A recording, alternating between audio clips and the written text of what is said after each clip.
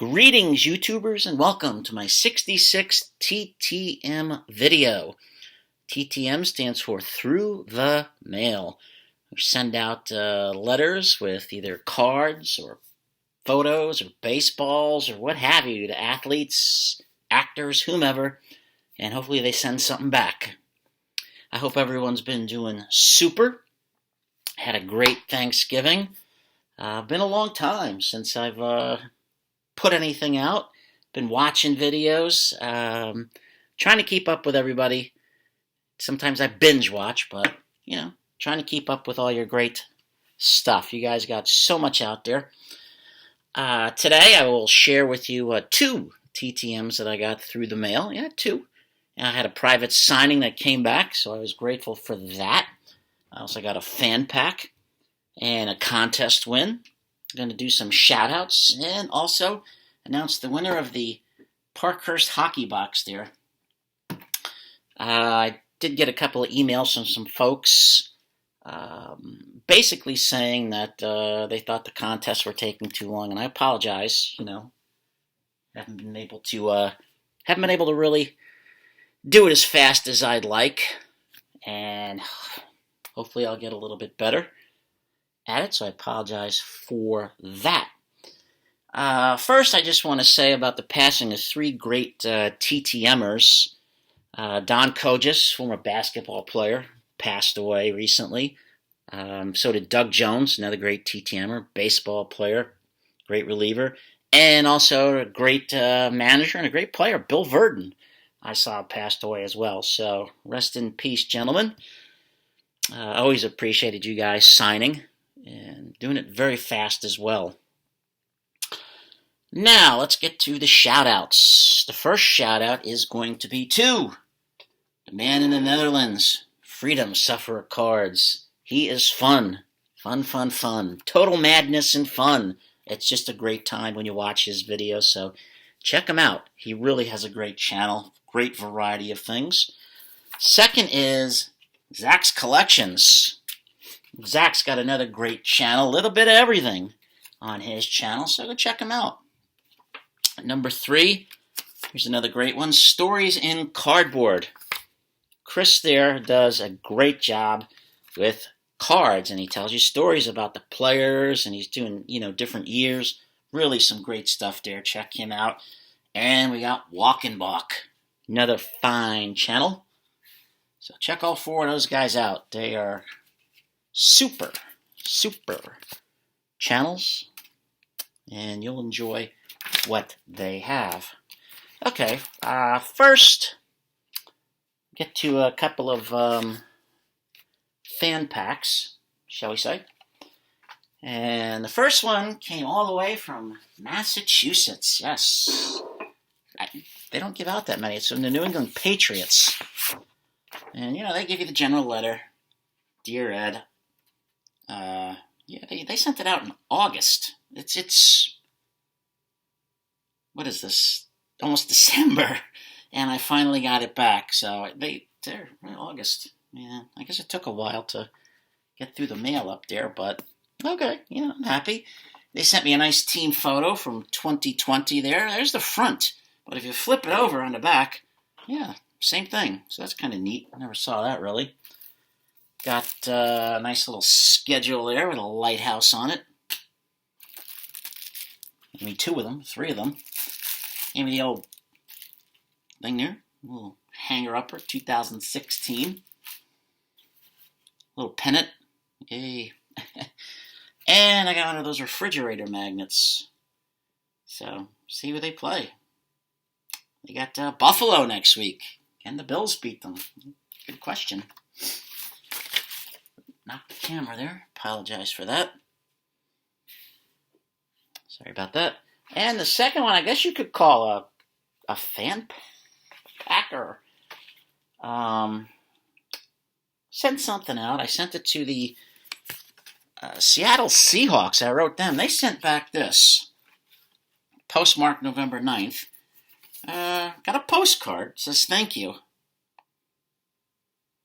That's what they gave me on the back there. Oops. Thank you for reaching out to the Seattle Seahawks. We are proud to call you a loyal 12. Go Hawks. I guess that's better than nothing, you know. Something's better than nothing. All right, now I'll start a contest win from another fine channel I enjoy watching, and that's Mr. Mike Schmidt. Yes, not the baseball player, though, but the same name as the baseball player. He's got a great channel. Sorry about his team today. They lost to my Giants. My youngest son was upset, too. He's an Eagles fan. Won a contest, and Mike was kind enough to send a lot of good things. Sent me a nice note saying, you know, to Ed, angry old man, thanks so much for all your support. From the shout-outs to all the comments. Congrats, Mike. So thank you, Mike. And he sent a ton. Got a couple of packs from Mike there. Little Upper Deck and Fleer. TTM fuel in there, I know that. And he sent me more TTM fuel. We got Shane Raleigh baseball card. I'll fix the camera just a bit. More level. I got Mr. Frank Tanana. He signs. Great TTMer as well. Ron Gant. Jeff Russell. Doug Drabeck. I like that card. Get that signed. Milt Thompson. I think he's going to be at the Valley Forge next weekend. Casino. Scotty McGregor. Scott Service. Mr. Wes Chamberlain. I like this card because he broke his bat. Mr. Greg Gagney. He stopped for now, so hopefully he'll start up. And Andre Dawson, the Hawk. And he sent me some great autograph cards. Richie Adubato, great coach. Didn't have that. Tommy Green. Didn't have that. And Mickey Morandini, Mr. Triple Play himself. That's a sweet-looking card. And Greg Gross. So thank you, Mike. Great cards, great contest win. I appreciate it. He's a great guy. Mike Schmidt. Goes up to Carl's Cards in Haverford, Pennsylvania. I go there as well. So thank you, Mike. All right, and now let's get to the TTMs. You may have heard of them, you might not have heard of them, but hopefully you hear about them now. This one came from New York, up near Rochester. There was no fee. It took about 28 days. And I sent 2 cards, and that is of Mr. Maxie Bond. There on the Georgia Tech card is college. And also, slide it over a little. A Philadelphia Eagles card, number 55. That's a nice looking card there, too. Maxie is a great guy to meet at shows. I've met him at a couple of shows at the Valley Forge Casino and Carl's Cards. He was really great with my youngest son. But Maxie Callaway Bawn Jr.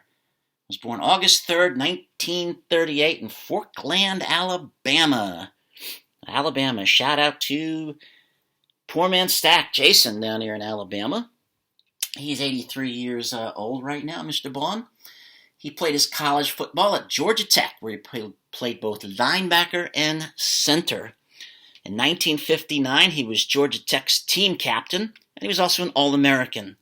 He was the SEC Lineman of the Year and the MVP of the 1960 Gator Bowl.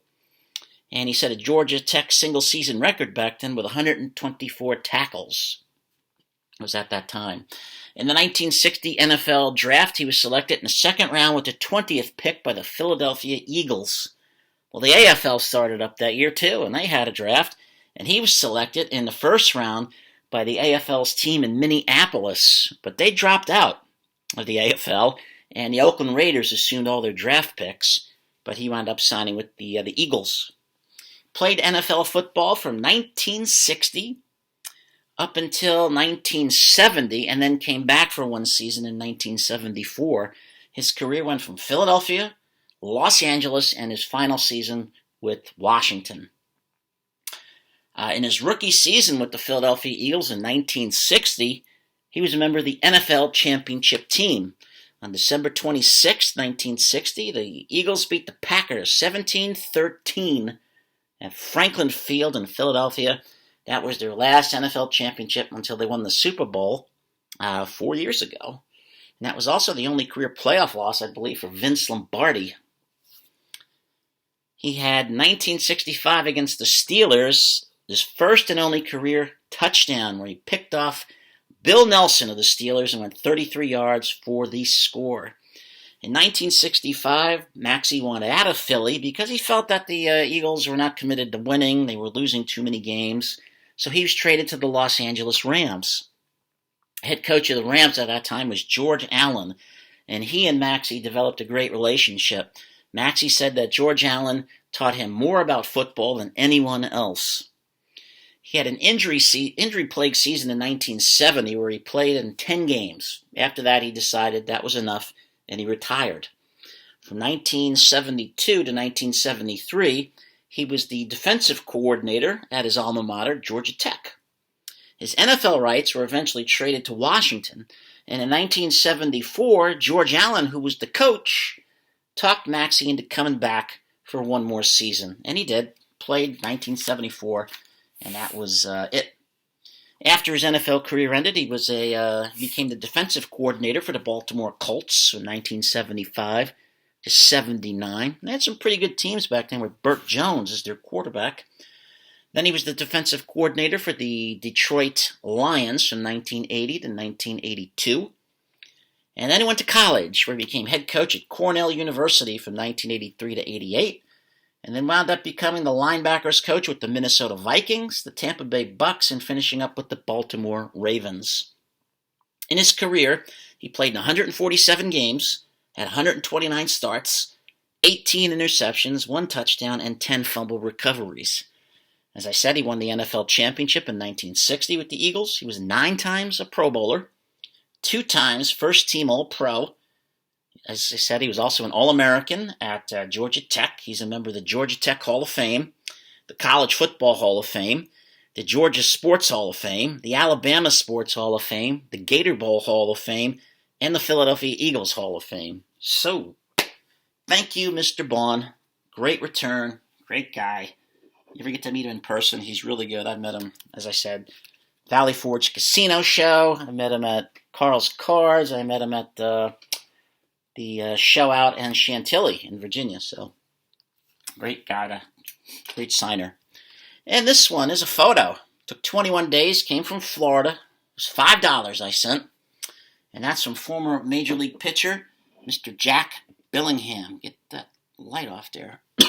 Excuse me. Got him in the Reds uni there. I like that one because it shows his back. Mr. John Eugene Billingham, better known as Jack. Born February 21st, 1943 in Orlando, Florida. Long before Disney got there. He's 78 currently. Played his high school ball in Winter Park High School in Florida. Graduated in 1961.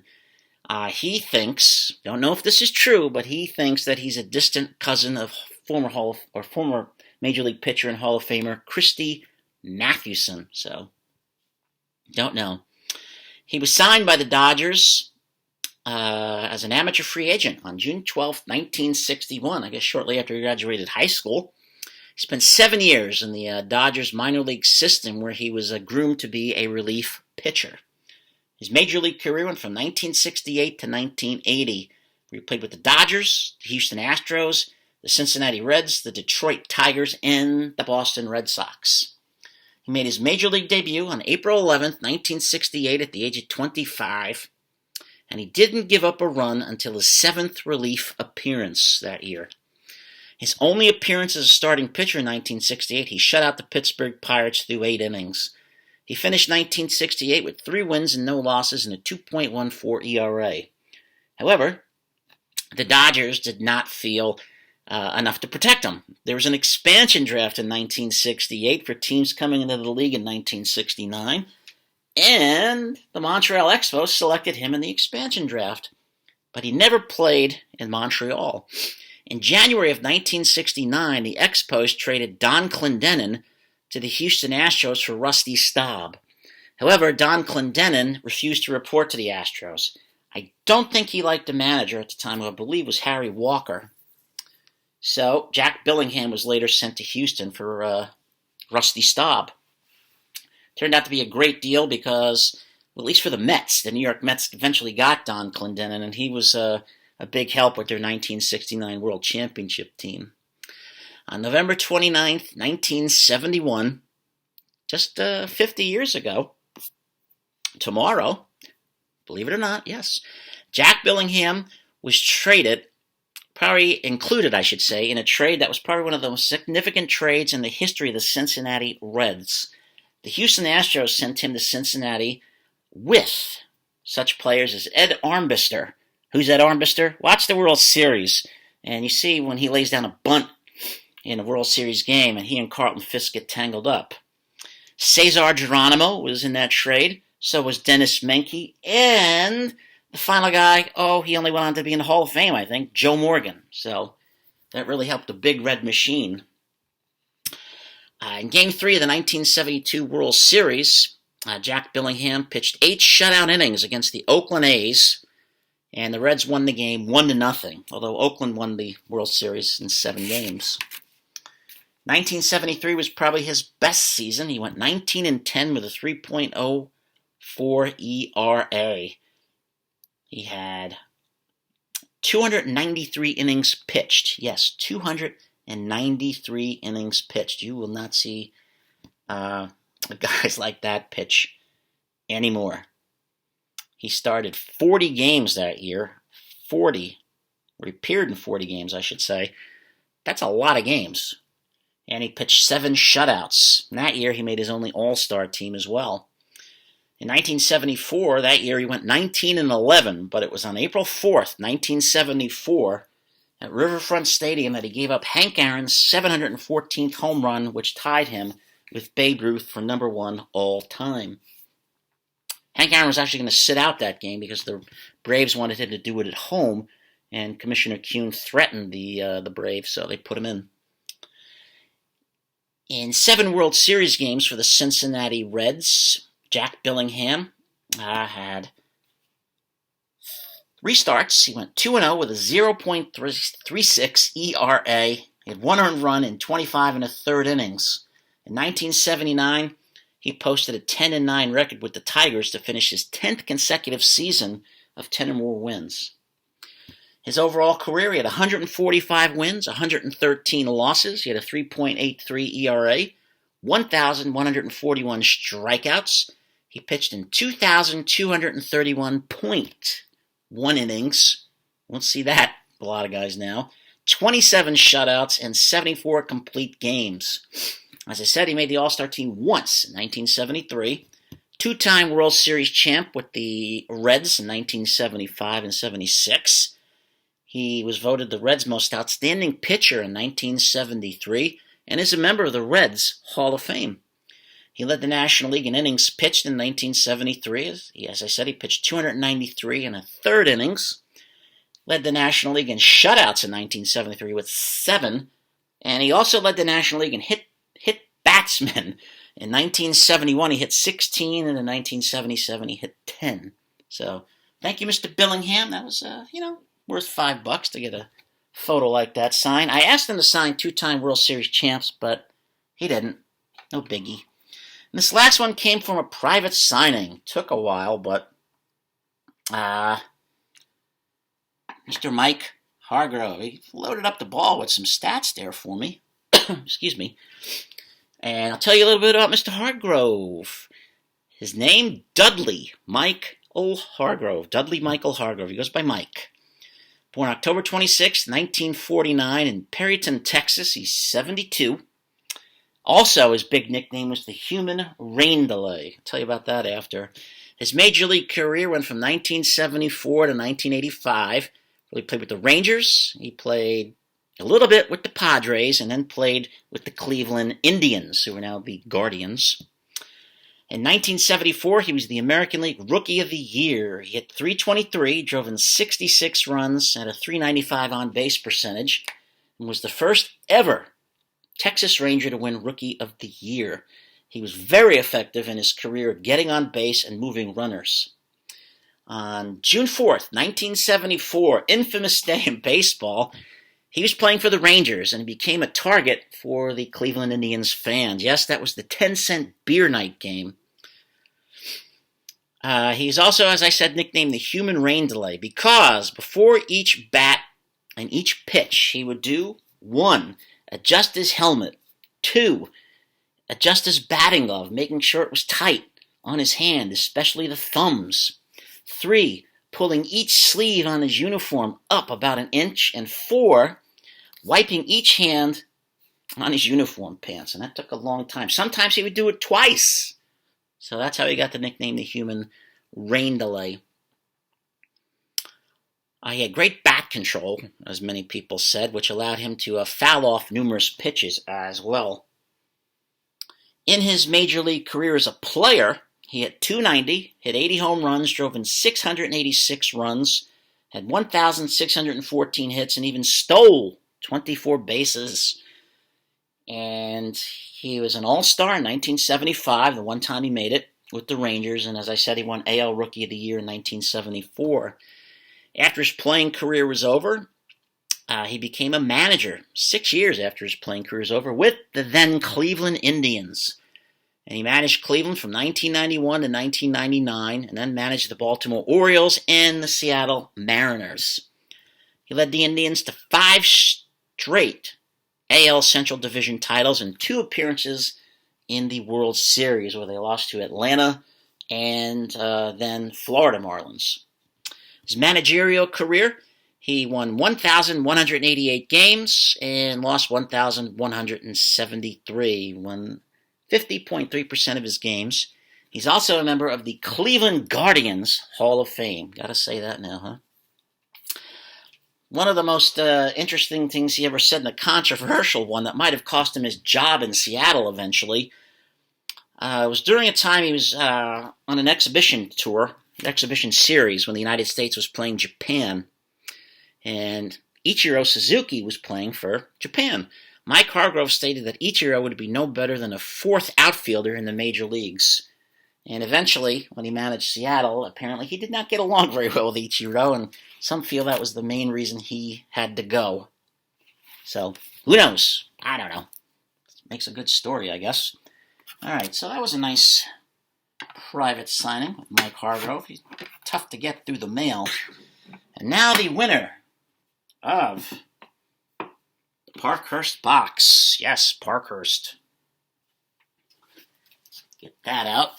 And I do it old school style, the box. My famous box. It's still here. No tricks or anything like that. So, yeah, the Parkhurst ones. Who's in it? We got Mr. Brandon Stebbins. Chargers fan. I believe they lost today. Sorry about that. We've also got Danny and Gray's Cards and Toys. Another fine channel there. Check those guys out too. And we got the young gentleman from up north, JK Johnny. And also Marky Mark. Can't forget him. Another great YouTuber from Canada, Sticks G. And we got from down in Florida, Junior Baseball Fanatic 12, Liam. And we've got from the Netherlands, Freedomsufferer Cards. And then we've got Shaw Racing Collects.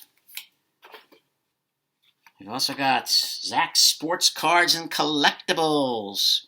A shout out to him because the Braves won the World Series. I hope they win, for Braves fans, I hope they win more, because it seems their pattern is to win a World Series in every place they play in, and they don't win any again. Won one in Boston, Milwaukee, Atlanta, now they moved up to Cobb County there. And we also got Collectaholic. And Don't Talk to Robots. I get a lot of calls from robots about my car warranty. Okay, let's shake up the box. Yeah. Shake it up real good. Take my hand and I'm going to put it in the box. And I'm going to come up with a winner. And that winner is, drum roll. I don't have a drum, so it's okay. The winner is Don't Talk to Robots. Congratulations. You get the cards. Just shoot me your address. I'll have it in email in the description there, and you can send me one with your address there. All right. Well, I appreciate everybody watching and staying this long. And also, Cash and Dad. I got to send them out to. I still got your puck. You know, the Bill Gadsby puck. You got to send me your address, email. I'd be happy to send it to you. I still got it, guys. So shoot me an email. Cash and Dad. Another great channel. I appreciate everybody watching, staying this long. I hope everybody's had a good weekend. And I hope you had a great Thanksgiving. And the season is starting for, the holidays. Christmas, Hanukkah, Kwanzaa, whatever you celebrate. Hey, whatever you do, that's great. I want to thank everybody. If you're new to the channel, you might want to hit the subscribe button and, join the party. Hopefully I'll have more videos coming along. I don't like to wait that long anymore. Just things have been a little crazy. If you're a subscriber, if you'd like to hit the like button if you liked it, that'd be appreciated. Leave a comment. I'll get back to you in the comments. And again, hit the bell too. Don't hit it too hard. You hurt your hand or your computer, so you can get the updates of when I come out with new content. But thank you again. I hope everybody's doing well once again. Stay safe out there, especially with this new variant of the COVID. Be kind to each other, one person at a time. The world will get better. Thank you all for watching, and good night, Japan, the folks in Japan who are watching. What else would you be doing? Stay safe. God bless you all.